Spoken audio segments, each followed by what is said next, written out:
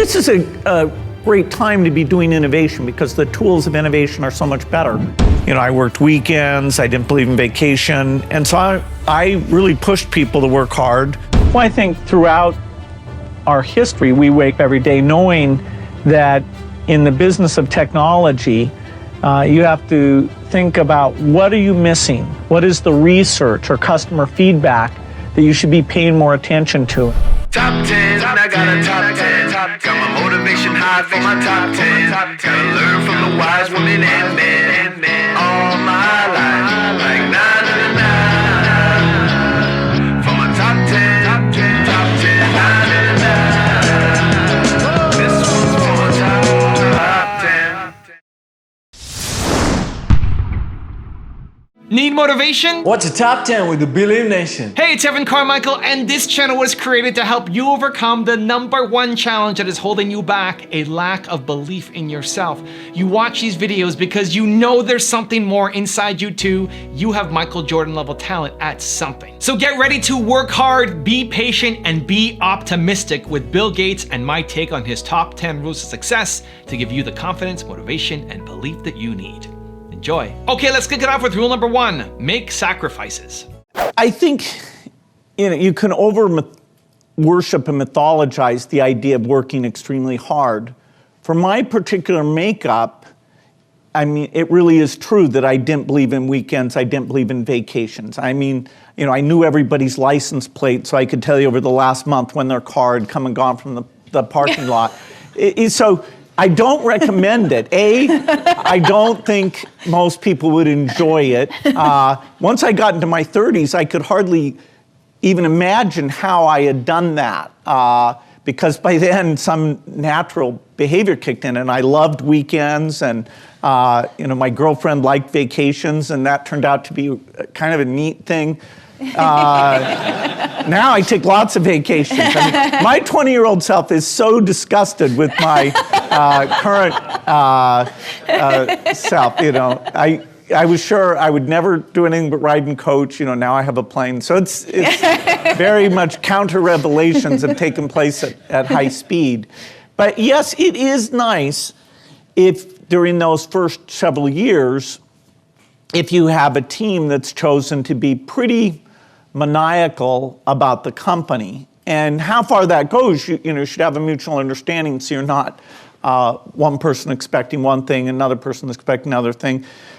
And you'll have individuals who have, you know, health or relatives or things that are distracted. But yes, I have a fairly hardcore view that there should be a very large sacrifice made during those early years. Rule number 2, use the scientific framework of thinking. I think the quality that has helped me in lots of things is a kind of measurement scientific framework where I go in and say, did anybody handle this well? What are the very best practices? Do we have numbers on that? And let's get everybody measuring what they're doing, and so they can strive to match what the best achievement is. For us, often that's something like getting the vaccines out to all the children. Some very poor countries do that extremely well because they get down to that local level and measure the activity. They make sure the inventory's there, they make sure the workers are showing up.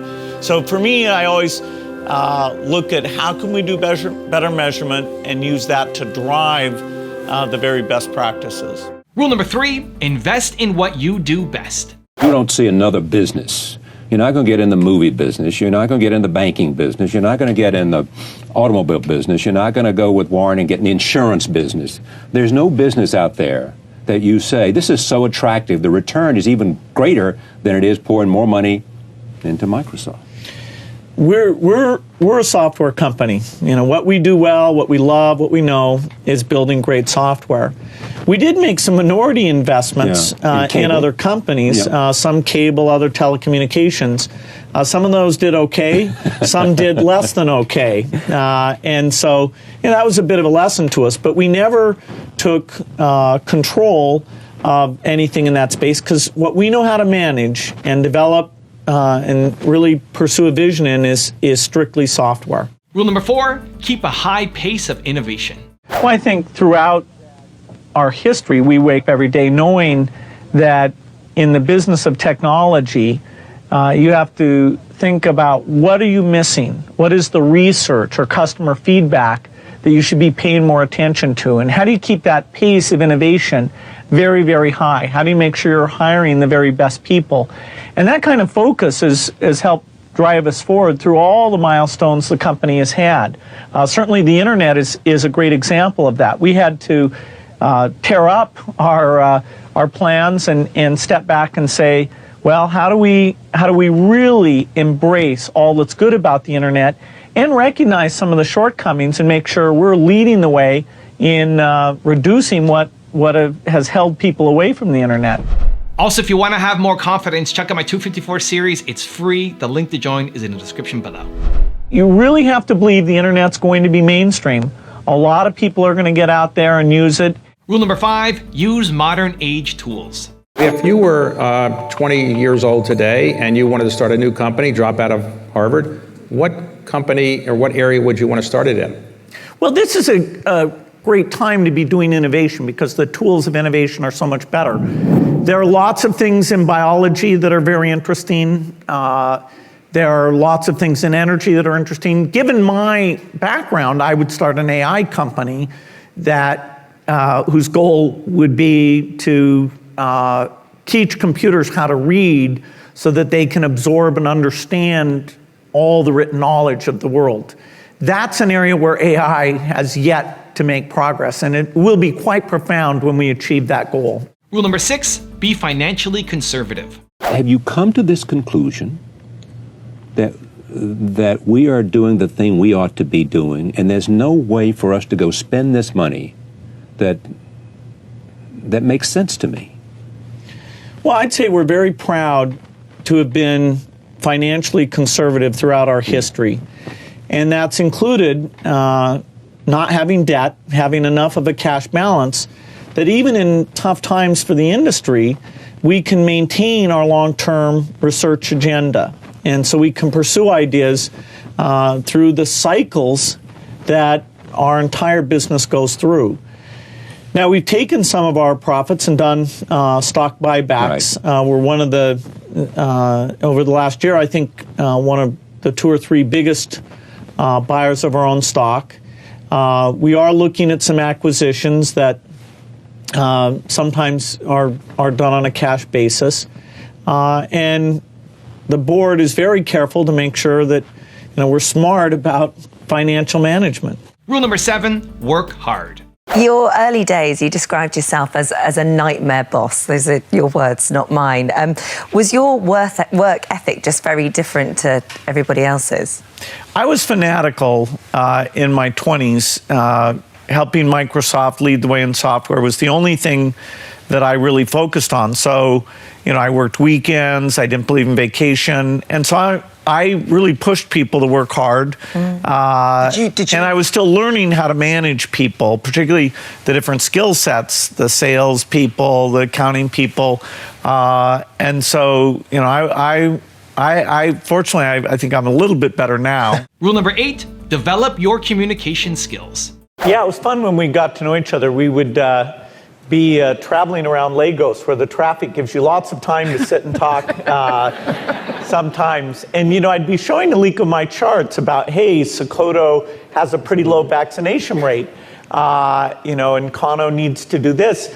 And Aliko, he really knows people. He has relationships. He's willing to reach out to people. So he'd say, hey, let's call the governor, and we'll talk to him about this. And sure enough, next thing you know, we've got the governor of Sokoto on the phone. We're talking about this. And so this ability now to reach out, to draw on the broad relationships that Aliko's developed. And, I'm pretty shy about calling people. I just want to mail them my chart. But in fact, what's come out of that is that Aliko and I do a video conference call with 6 of the governors in the northern states, where twice a year we look at vaccine coverage. Is the supply chain working? Are the workers showing up? Are the healthcare posts in the right locations?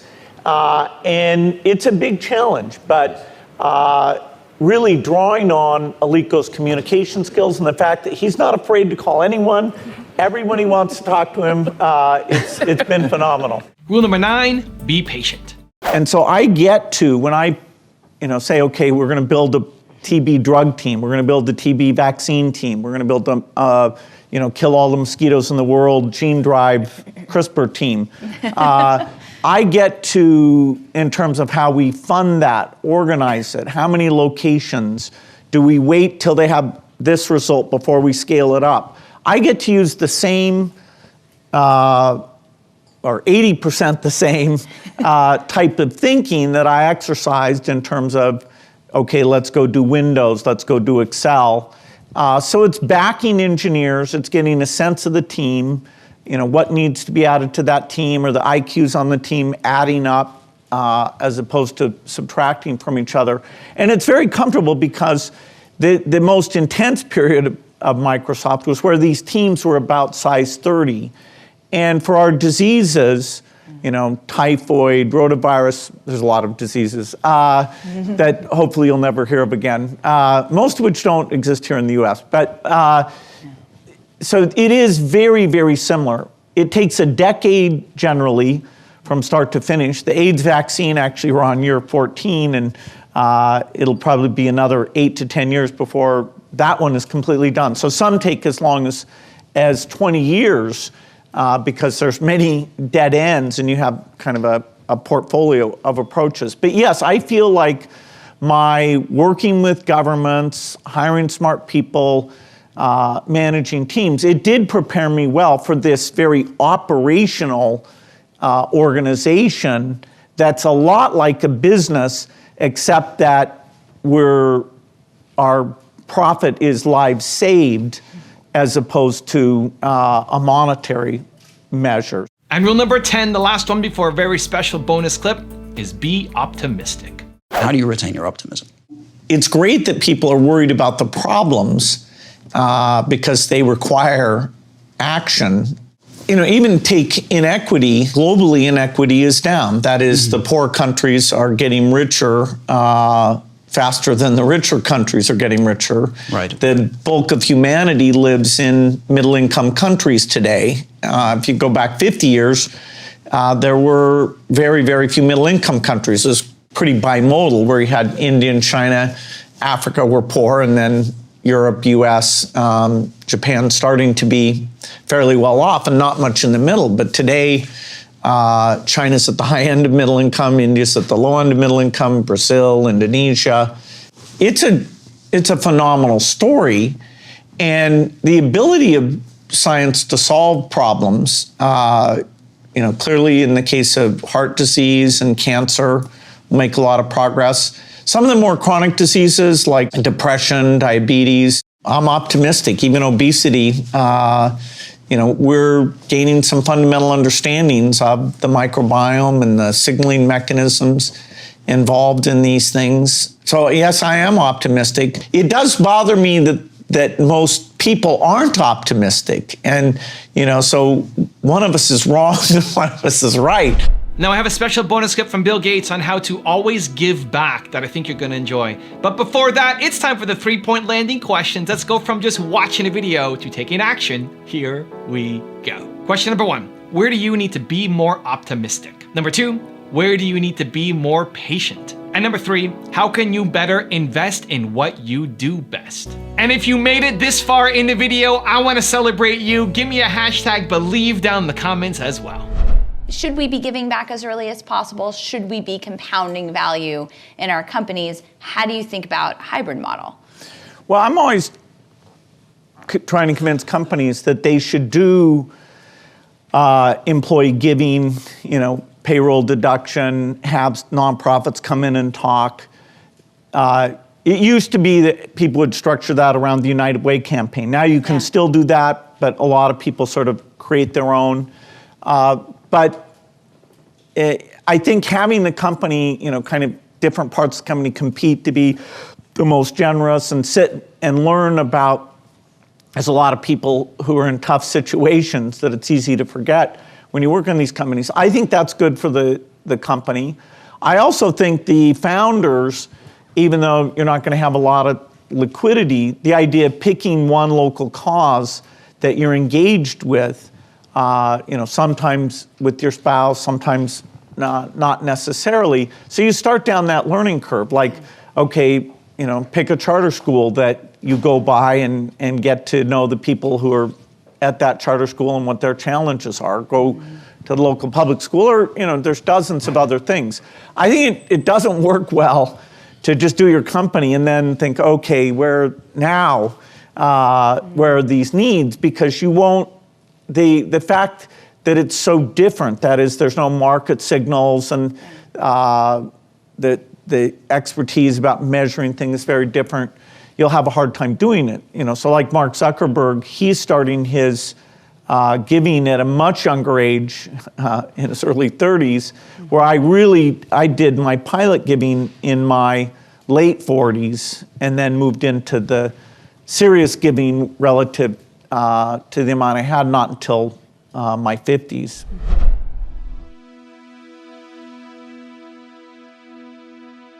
If you want 10 more rules from Bill Gates, check out the video right there next to me. I think you'll enjoy it. Continue to believe, and I'll see you there. When I started Microsoft, I didn't think of it as all that risky. I mean, I was so excited about what we were doing. It's true I could have gone bankrupt, but I had a